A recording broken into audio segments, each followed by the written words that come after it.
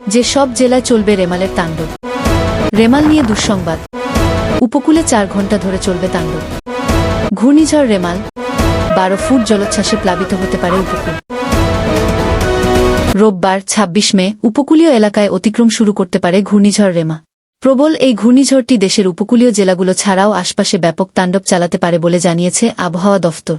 বিশেষ বার্তায় জানানো হয়, উপকূলীয় জেলা খুলনা, সাতক্ষীরা, বাগেরহাট, পিরোজপুর, ঝালকাঠি, বরগুনা, বরিশাল, ভোলা, পটুয়াখালী, কক্সবাজার, চট্টগ্রাম, ফেনী, নোয়াখালী, লক্ষ্মীপুর ও চাঁদপুরে ঘূর্ণিঝড় রেমালের আঘাতে ক্ষতির মুখে পড়তে পারে। আবহাওয়া অধিদপ্তরের পরিচালক আজিজুর রহমান বলেন, রেমাল উপকূলীয় এলাকা পার হওয়ার সময় ৮-১২ ফুট উঁচু বায়ুতাড়িত জলোচ্ছ্বাসে প্লাবিত হতে পারে উপকূলীয় এলাকা ও তার আশপাশের দ্বীপগুলো।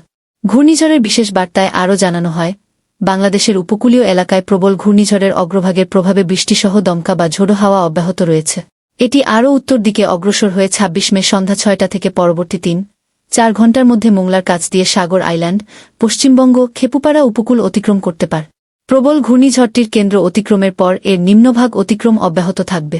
প্রবল ঘূর্ণিঝড় কেন্দ্রের ৬৪ কিলোমিটারের মধ্যে বাতাসের একটানা সর্বোচ্চ গতিবেগ ঘণ্টায় ৯০ কিলোমিটার, যা দমকা অথবা ঝড়ো হাওয়ার আকারে ১২০ কিলোমিটার পর্যন্ত বাড়ছে।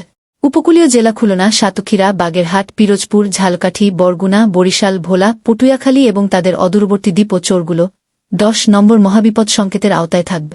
কক্সবাজার ও চট্টগ্রাম সমুদ্রবন্দরকে ৯ নম্বর মহাবিপদ সংকেত দেখিয়ে যেতে বলা হয়েছে।